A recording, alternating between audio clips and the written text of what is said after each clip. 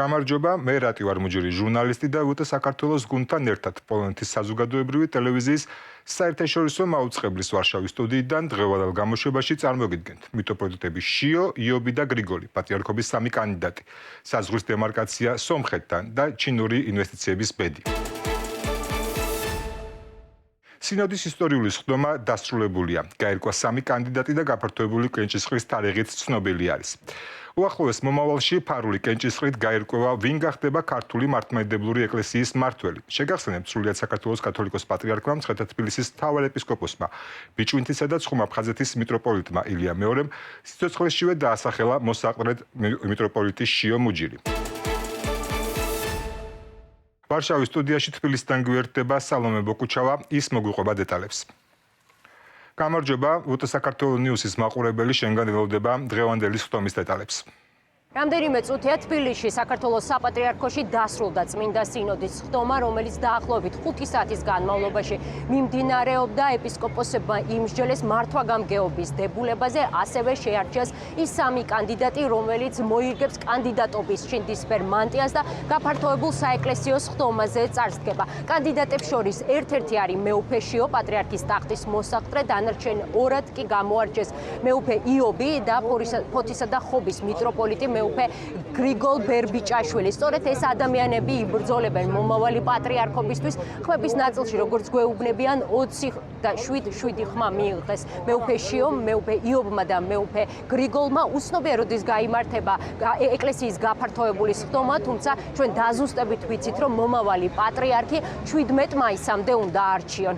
მადლობა, ჩვენი გუნდი გააგრძელებს პატრიარქის არჩევნებზე დაკვირვებას. მანამდე კი გოჩა მირცხულოვას ჩავრთავთ, რომელიც მიმოიხილავს პროცესს და პატრიარქის არჩევნებში ეკლესიის გარედან ჩარევის საფრთხეებზეც ისაუბრებს. გოჩა, მადლობა რომ დრო გამონახეთ. რა გვანახა სინოდის დღევანდელმა გადაწყვეტილებამ? მოგესალმებით. ჩემი და სამწუხაროდ და მე ასე ვფიქრობ, ქართული საზოგადოების მნიშვნელოვანი ნაწილი სამწუხაროდ. დღეს რაც ვნახეთ, ჩვენ ეს არის კიდევ ერთხელ იმის დადასტურება, თუ რაოდენ დიდია საქართველოს მართლმადიდებელ ეკლესიაში რუსული გავლენა.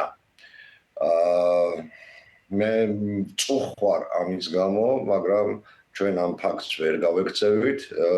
მე ესე ვფიქრობ, რომ მიუხედავად იმისა, რომ გაფართოებულ სხდომამდე ჯერ კიდევ დროა და შესაძლებელი არის ბევრი რამ შეიცვალოს, თუმცა ნაკლებ მოსალოდნელია უკვე დღეს ეს, მაგრამ ალბათ მოსკოვში დიდი სიხარული აქვს ამ შედეგებთან დაკავშირებით.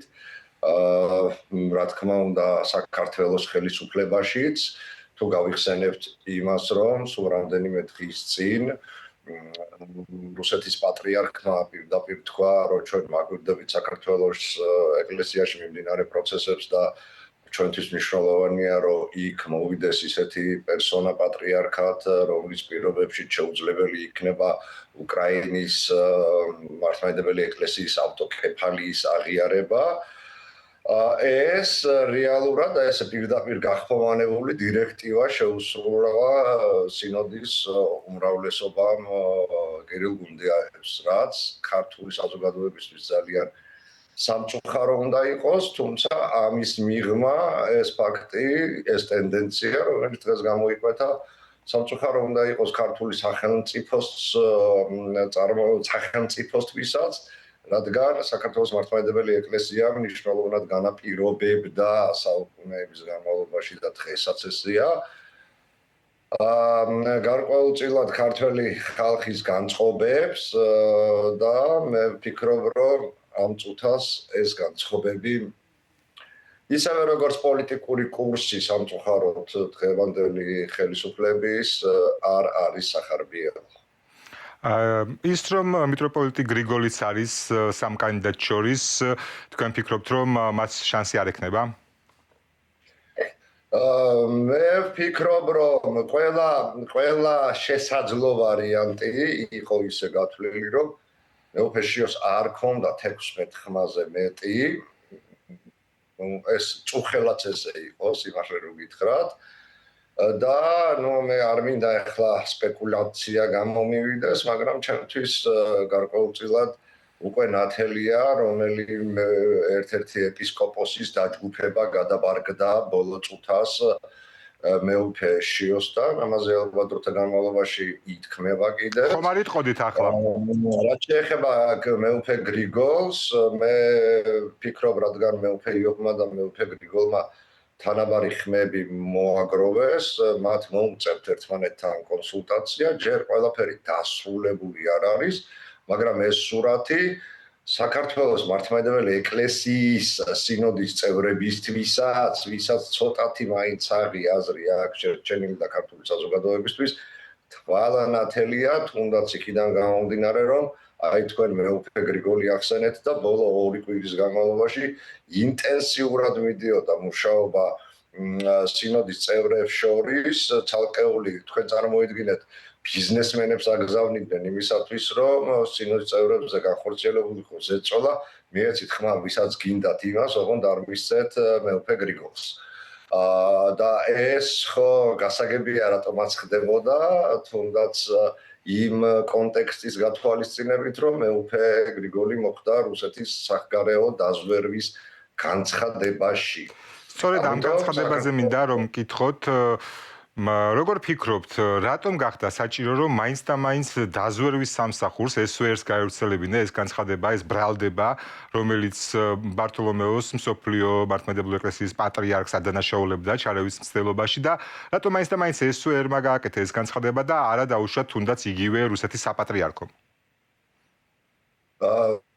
ვიცით რა, არსებით მნიშვნელობას განსხვავებას მე ვერ ხედავ ამაში, იმიტომ რომ ორივე ასე მიმაჩნია, რომ კრემლის მსახურია და ვისის ხელით გაკეთდებოდა ეს განცხადება, თუმცა ნარიშკინის უწყების მიერ ამ განცხადების გაკეთება გარკვეულ წონას მატებდა იმ კონტექსტში, რომ საქართველოს ხელისუფლებაშიც და სინოდშიც ვიღაცეები დაფიქრებულიყვნენ, რომ ლუპით უყურებს კრემლი ამ პროცესებს, რომელიც საქართველოში მიმდინარეობს. ეს იყო ერთგვარი გაფრთხილება, მოგეხსენებათ, რომ კრემლისთვის ქრისტიანულ სამყაროში ნომერ პირველი მტერია მსოფლიო პატრიარქი, მათი გააზრებით, შესაბამისად მისი მოხსენიება აქ, მოხსენიება იგივე მეუფე აბრაამის და რა თქმა უნდა მეუფე გრიგოლის ერთიანად ნიშნავდა იმას, რომ ესენი არიან ის ადამიანები, რომლებსაც ხვალდაზერი შესაძლებელი არის მიიღონ გადაწყვეტილება უკრაინის ავტოკეფალიის ცნობასთან დაკავშირებით, სწორედ ამის გაგრძელება იყო, რაც თავში მოგახსენეთ კირილ გულდაევის განცხადება, რომ ჩვენ გვჭირდება ისეთი პატრიარქი საქართველოში, რომელიც ამ ნაბიჯს არ გადადგავს. ანუ უკრაინას საქართველოშიც დაარტყეს დღეს და ქართველმა ხალხმა მე მინდა ეს გაიგოს, მე მინდა გაიგოს ეს გაიგონეს ჩვენმა პარტნიორებმაც და მინდა ამას ხედავდეს სულ ყველა ვინც საქართველოს გულშემატკივრობს, როგორ ჰიბრიდულ ომში ვიმყოფებით ჩვენ და როგორი მძიმე პირობებში გვიხდება ცხოვრებაც, საქმიანობაც და ახლა უკვე სასულიერო საქმიანობაც. მადლობა, ძალიან დიდი მადლობა ნახვამდის დროებით. მადლობა. დღის წესრიგშია საქართველოსთან საზღვრის დემილიტაციის პროცესის შეჯამება და დასრულება. განცხადება, რომელიც ნიკოლ ფაშინიანმა ეროვნული უსაფრთხოების სამსახურის სასაზღვრო ჯარების დღისადმი მიძღვნილ ღონისძიებაზე გააკეთა, ინტერპრეტაციის საგანი გახდა. არმენ პრესმა პირველად დაწერა, თითქოს ამ პროცესის შედეგად სომხეთის საქართველოს სასაზღვრო ზონაში მდებარე სოფელ ჯილზას გადასცემს. მოგვიანებით ეს ინფორმაცია სომხეთის პრემიერ-მინისტრის პრესსპიკერმა უარყო და განაცხადა, რომ რესპუბლიკის სუვერენული ტერიტორიის რომელიმე ნაწილის სხვა ქვეყნისთვის გადაცემა არ იგეგმება. სკანდალი, რომელიც დემარკაციის თემის გარშემო აგორდა, შეისწავლა თბილისელმა აქტივისტმა გიორგი თუმასიანმა. გიორგი, მადლობა რომ გვერდთვები. საიდან დაიწყო ეს საინფორმაციო კამპანია? საინფორმაციო კამპანია დაიწყო BMP-ს კონკრეტული სტატიით, სადაც ნახსენები იყო ეს სოფელი ჯილიზა, მიუხედავად იმისა, რომ პრემიერ-მინისტრი ფაშინიანის განცხადებაში არათუ ნახსენები არ იყო რომელიმე დასახლებული პუნქტი, არამედ საუბარი არ იყო დემარკაციის პროცესზე, როგორც დასრულებულ პროცესზე, მან გამოთქვა სურვილი, რომ ორივე მხარეს გააჩნია დღის წესრიგი დაასრულონ ეს პროცესი, შესაბამისად ის, რომ წარმოდგენილი იყო ეს პროცესი, როგორც უკვე დასრულებული და შეთანხმებული კონკრეტიკით, ეს რეალურად არის გარკვეულწილად манипуляცია და აგერ მითების დეტექტორმაც დაადასტურა, რომ ეს არის პრაქტიკულად მცდარი დეზინფორმაცია. როგორ ფიქრობ, ეს ყველაფერი იყო კოორდინირებული, იმიტომ რომ ბევრ მედიაში ერთად დაიწერა, თუ ეს მაინც ცალკეული სხვადასხვა მედიის გადაწყვეტილებებია? როგორც ჩანს, გარკვეული კოორდინაცია არის იმ მხრივ, რომ დეზინფორმაცია ერთი მხრივ მარტივად ვრცელდება.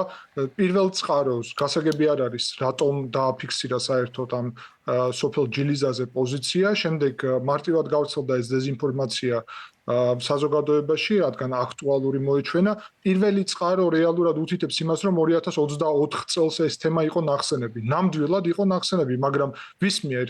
სომხეთის პრორუსული ოპოზიციური ძალების მიერ და მათი მედიის მიერ. შესაბამისად, ეს არ არის საჯარო საკითხი ან ცნობილი, იმ დროსაც უარყოფილი იყო სომხეთის ხელისუფლების მხრიდან და ახლა კიდევ ერთხელ აშკარა არის, რომ ეს ზიანს აყენებს თავად დელიმიტაცია დემარკაციის პროცესს, ქმნის გარკვეულ მოლოდინებს, ასაჯაროებს იმას, რაც დახურულია მოლაპარაკებების პროცესს და შესაბამისად კიდევ უფრო ართულებს აი ამ თავად პროცესსაც და ურთიერთობებსაც საქართველოსა და სომხეთს შორის.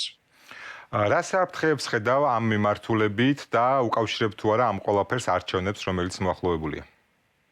რა თქმა უნდა, იმიტომ რომ როგორც კი ეს ქართულ მედიაში გაჩნდა, სომხეთში ისევ იგივე ოპოზიციურმა პრორუსულმა ძალებმა დაიწყეს ძალიან აქტიურად ამის გაშუქება, უკვე ქართულ მედიაზე დაყრდნობით და გარკვეული ჩაკეტილი წრე გამოდის.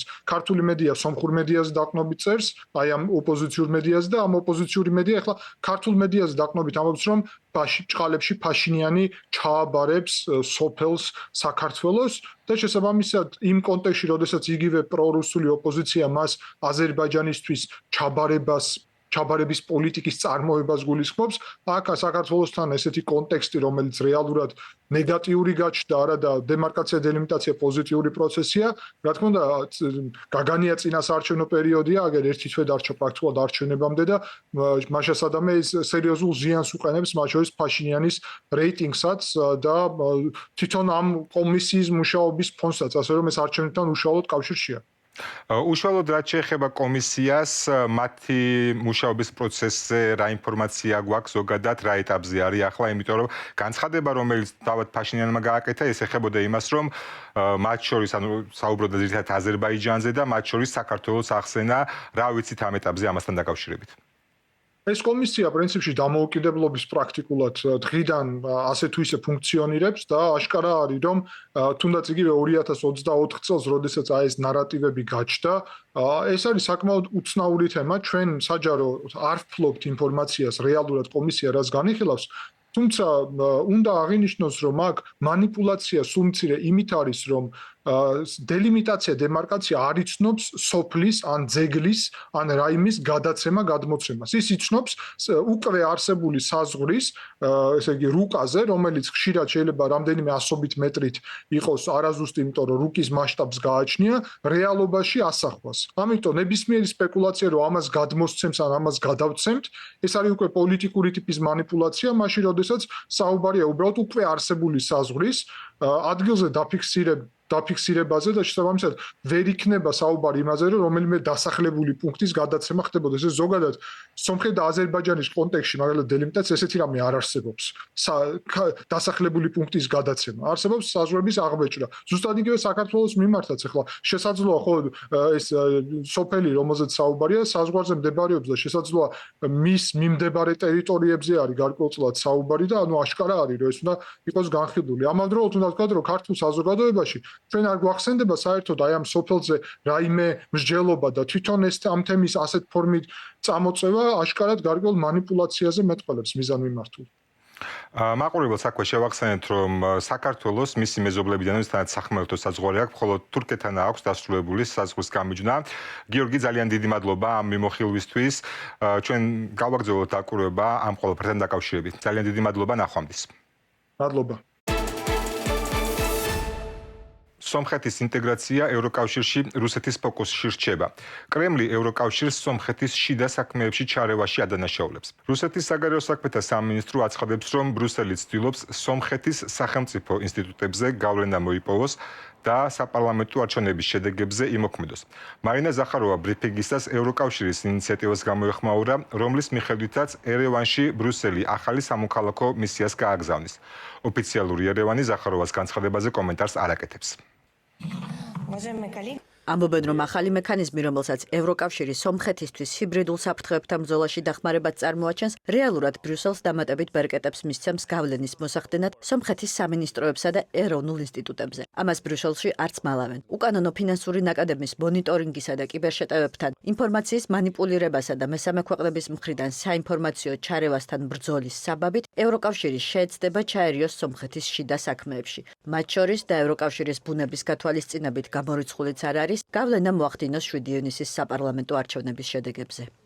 ახლა კი საქართველოში ჩატარებული არჩევნები გავიხსენოთ და დაპირებები, რომელსაც ქართული ოცნება გასცემდა. იაფი ჩინური ფული, ჩინური პორტი, ჩინური აეროპორტი, ჩინეთთან სტრატეგიული თანამშრომლობა. 2024 წლის 26 ოქტომბრის შემდეგ 559 დღე გავიდა და ჯერ ამ მიმართულების არც ერთი დაპირება შესრულებულა. თითქოს ანაკლიის ღრმაწყლოვან პორტის მშენებლობაზე გამარჯვებული გამოვლენილია, მაგრამ საქმე არ დაძრულა. ლიბერტი ბანკიც გაიყიდა, თუმცა რამდენად არის ეს ჩინური ინვესტიცია, ეჭქვეშ დგას. ვაზიანის ტერიტორიაზე აეროპორტის მშენებლობა რომ გადაიდო, ეს თავად ირაკლი კობახიძემ აღიარა. რაბედი ეწია დაპირებებს და არის თუ არა ჩინური ინვესტიცია ჰიბრიდული საფრთხე. თინათინ ერაძის სიუჟეტი. საქართველოში ჩინური ინვესტიციების გარშემო არსებული კითხვების ფონზე ეკონომიკის მინისტრი ჩინეთიდან დაბრუნდა და მნიშვნელოვან შედეგებზე გვესაუბრება. მნიშვნელოვანი შედეგები დავასრულეთ ვიზიტი ჩინეთის სახალხო რესპუბლიკაში. მარიამ ქრივიშვილის ჩინეთში ვიზიტის ხელშესახების შედეგი შანხაი-თბილისის მიმართულებით პირდაპირ ავიამიმოსვლის დაწყება. შემაჯამებელ კომენტარში ქრივიშვილი არ ახსენებს ანაკლიის სპორტის საკითხს, თუმცა ერთი დღით ადრე ირაკლი კობახიძემ თქვა. ყველა თემაზე იქნება ბუნებრივია საუბარი, მათ შორის ანაკლიის თემაზეც იქნება საუბარი, ეს არის ბუნებრივია ვიზიტის ერთ-ერთი. ვიზიტის ერთ-ერთი მთავარი მიზნის შესახებ ვიზიტის დასრულების შემდეგ არავინ საუბრობს. ეროვნული ბანკის ყოფილი პრეზიდენტის ინფორმაციით, ქართული ოცნება და ჩინური კომპანია ვერ თანხმდებიან, რადგან მეორე მხარე გაბალურ პირობებს ითხოვს.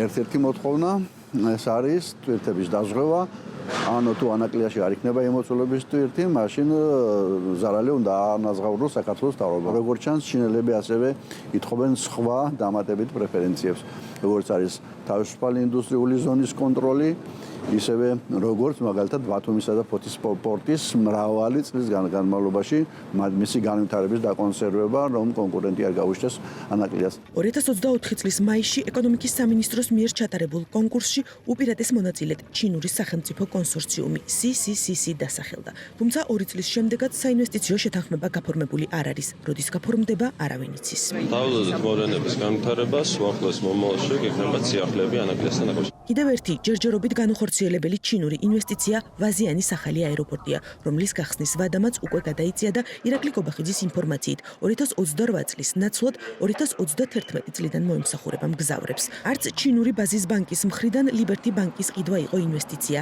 ეჭვს აჩენს რეესტრის ამონაწერი, საიდანაც ირკვევა, რომ ზუსტად ამავე პერიოდში ჰუალინგ ჯგუფმა მთელი მისი ქონება TBC ბანკში ჩადო და სესხი აიღო. ჩინეთი როგორც სახელმწიფო არ ფიგურირებს, როგორც მსხვილი ინვესტორი და დაახლოებით 1.1 მილიარდი დოლარია მთელია 35 წლის განმავლობაში საქართველოს ეკონომიკაში ჩინეთის მიერ ჩადებული ინვესტიცია. პირველად გამოჩნდა საბავშვო ოლიმპიურ თამაშებში კომპანია ჰუალინგი, რომელმაც შემდეგ გააჩენა სასტუმრო და სავაჭრო მოლი და დღეს უკვე საბანკო სექტორში შემოვიდა. გარდა ამისა, თავისუფალი ინდუსტრიული ზონა არის ფოთში ჩინელების მიერ შექმნილი, თუმცა წარუმატებელი. საეჭვო ინვესტიციებით ქართული ოცნება დასავლური ფულის ჩანაცვლებას ცდილობს, თუმცა ჯერჯერობით ვერ ახერხებს. ინვესტიციების შემცირების გარდა ანალიტიკოსები ჰიბრიდულ საფრთხეებზე ამახვილებენ ყურადღებას. ჩინური ინვესტიცია არ მოითხოვს მთელ რიგ იმ პირობებს, მათ შორის პოლიტიკური გამჭირვალეობის იმ პირობებს, რასაც როგორც წესი დასავლური ინვესტიცია მოითხოვს. კარგი წინაპირობა, როგორც თქვენ ახსენეთ, ამ ჰიბრიდული გავლენების გასახორციელებად. ეგ ცნობილი არის. მე სიახლეს არ ვსაუბრობ, ჩინური ინვესტიციები პირდაპირ პროპორციულად ხშირად უკავშირდება პოლიტიკურ გავლენებთან. და პოლიტიკური გავლენები ამ რეგიონში მაინც და მაინც კარგი შედეგით არ თავდება ხოლმე, თუ ის არ არის დაკავშირებული დასავლურ გავლენებთან ბუნებრივია. ბოლო პერიოდის განმავლობაში ქართული ოცნების წარმომადგენლები ჩინეთში ოფიციალური ვიზიტით რამდენჯერმე ჩავიდნენ. ბოლოს ჩინეთში მარიამ ქრივიშვილი 22 აპრილს გაემგზავრა. ჩვენი გუნდი გააგრძელებს ქართული ოცნების საარჩევნო დაპირებების მონიტორინგს. ახლა კი ყურადღება ბელარუს-პოლონეთის საზღვარზე. ვარშავამ სახაროვის პრემიის მფლობელი ჟურნალისტი ანჯეი პობოჩუტი დაიბრუნა. მედიაში გავრცელებული ინფორმაციით გაცვლა პრინციპით 5-5-ზე მოხდა. ამ შედეგის მიღწევა ორი ქვეყნის სპეცსამსახურებს შორის გამართული დახურული მოლაპარაკებების შედეგია, რომელიც გასული წლის სექტემბერში დაიწყო. პროცესში 7 სახელმწიფო სპეცსამსახური იყო ჩართული. წყაროების ინფორმაციით, პროცესი მას შემდეგ დაიწყო, რაც ალექსანდრე ლუკაშენკოს ცალკეული მეგობარი ქვეყნების ლიდერებმა მიმართეს. Overall, actually 7 countries involved. უკრაინა, რუსეთი, ბელარუსი, ყაზახეთი, მოლდოვა, პოლონეთი და შეერთებული შტატები 7 ქვეყანა მონაწილეობდა ამ გაცვლაში. ტრამპის ჩართულობის გარეშე ეს ვერ მოხდებოდა. მოლაპარაკებების შესახებ ინფორმაცია ბოლომდე საიდუმლოდ რჩებოდა. მოხარული ვართ, რომ კონფიდენციალობა ბოლომდე შენარჩუნდა. ახლა კი რუსეთ-უკრაინის ომის შესახებ, სადაც კიევი წარმატებით აგრძელებს საჰაერო იერიშებს რუსეთის სტრატეგიულ ინფრასტრუქტურაზე. განმეორებითი წარმატებული იერიში მიიტანა უკრაინის არმიამ ტუაფსეზე. ცეცხლი ამ ეტაპზე 3 რეზერვუარს უკედია. ადგილობრივი მაცხოვრებლები ტელეგრამზე ავრცელებენ ინფორმაციას, რომ 2 საათის განმავლობაში 10-ზე მეტი აფეთქება გაიგეს. აღნიშნულ ტერმინალზე ეს უკვე მეორე წარმატებული იერიშია. პირველი სალიკვიდაციო სამუშაოები 4 დღის წინ დასრულდა. თავის მხრივ კრემლი აგრძელებს ავიაიერიშებს უკრაინის ქალაქებზე. გასულ ღამეს რუსებმა სამიზნეში ზაპოროჟიეს, ხერსონის და დნეპროპეტროვსკის ოლქები ამოიღეს. შედეგად დაშავდა 4 მშვიდობიანი მოქალაქე. ღამის რუსული შეტევა 123 დრონისგან შედგებოდა. უკრაინის გენერალური შტაბის ინფორმაციით, მათგან 99 სამიზნე გაანადგურეს. ყოველდღიურ მიმართვაში ვოლოდიმერ ზელენსკიმ საქართველოს ახსენა. ძალიან მნიშვნელოვანია ყველა პარტნიორს, განსაკუთრებით ევროპაში, ახსოვდებს, რომ უკრაინა ამ ომში მხოლოდ საკუთარ თავს არ იცავს. რუსეთს სურს ჩვენი ტერიტორია, სხვა ტერიტორიებიც რომ დაიფროს. ერთ ქვეყანაში ერთ მეზობელთან თუ წარმატებას მიაღწევს, სხვაგანაც იმავეს გააკეთებს. ზუსტად ასეცსა და მოლდოვას, საქართველოს ტერიტორიებზე, ყირიმის ანექსიით, დონეცკის ოკუპაციით, ბელარუსის დამორჩილებით, უკრაინის წინააღმდეგ სრულმასშტაბიანი ომით. ამის შეჩერება შესაძლებელია მხოლოდ ყველა პარტნიორის მხრიდან რეალური ძალითა და პრინციპულობაზე ფუძნებული მტკიცე პოზიციით. სწორედ ეს არის მთავარი, პრინციპული მტკიცე ნება. დიპლომატიური სკანდალი მწიფდება უკრაინასა და ისრაელს შორის. საქმე ოკუპირებულ ტერიტორიებზე უკანონოდ მოპოვებულ მარცვლეულს უკავშირდება. უკრაინის საგარეო საქმეთა მინისტრმა ანდრი სიბიხამ განაცხადა, რომ ისრაელის ჰაიფას პორტში კიდევ ერთი გემი შევიდა მსგავსი ტვირთით. ისრაელში მიაჩნიათ, რომ უკრაინამ ამ ბრალდებების საკმარისი მტკიცებულებები არ წარმოადგინა. კიევი მოუწოდებს იერუსალიმს არ მიიღონ მოპარული ტვირთები და გააფრთხილა, რომ ამან შესაძლოა ორმხრივი ურთიერთობები დააზიანოს.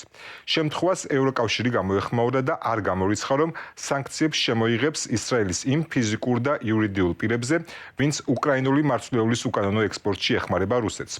უკრაინა მარცვლეულის ერთ-ერთი მსხვილი ექსპორტიორია მსოფლიოში. 2025 წელს 2 მილიონზე მეტი ტონა გაიგზავნა უცხოეთში.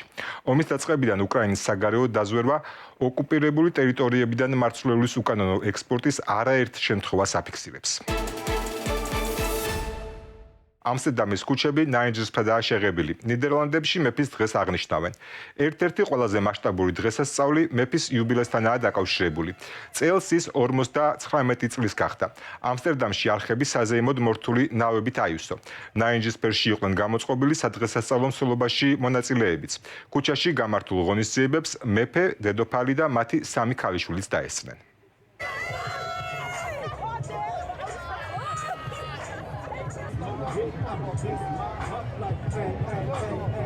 დღეისთვის სულ ეს იყო.